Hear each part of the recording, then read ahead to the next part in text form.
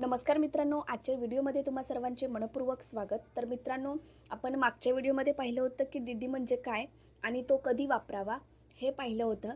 तर आज आपण या व्हिडिओमध्ये पाहणार आहोत डिमांड ड्राफ्ट कसा तयार करायचा आणि त्याची प्रक्रिया। तर सर्वप्रथम आपण डीडी तयार करण्याची प्रक्रिया पाहणार आहोत। तर डिमांड ड्राफ्ट तयार करण्यासाठी तुम्हाला बँकेत जाऊन एक डीडी फॉर्म भरावा लागतो। या फॉर्ममध्ये तुमची माहिती भरावी लागते। या फॉर्ममध्ये त्याचं नाव ज्याच्यासाठी तुम्ही डीडी काढत आहात आणि त्या रकमेची नोंद करावी लागते। त्यानंतर तुम्हाला काही शुल्क भरावे लागते। हे शुल्क किती पैसे तुम्ही डीडीमध्ये काढत आहात यावर अवलंबून असते। जसे की तुम्ही जर 10,000 रुपयाच्या रकमेवर डीडी काढत आहात तर बँक कमिशन घेऊ शकते। त्यानंतर बँक तुमचा डीडी जारी करते। तर आता आपण डीडी जमा करणे ते पाहणार आहोत। तर डीडी जमा करण्यासाठी ज्याच्यासाठी डीडी काढला आहे तो व्यक्ती तो डीडी आपल्या बँकेत जमा करू शकतो।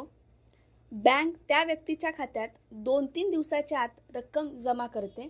आता आपण पाहणार आहोत की डीडी आणि चेकमधला फरक। डीडी आणि चेकमध्ये काय फरक आहे ते पाहणार आहोत।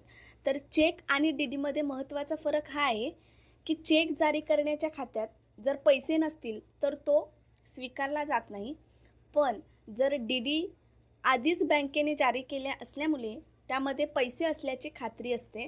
तर मित्रांनो, या व्हिडिओत आपण पाहिले की डीडी कसा तयार करायचा आणि त्याची संपूर्ण प्रक्रिया आहे।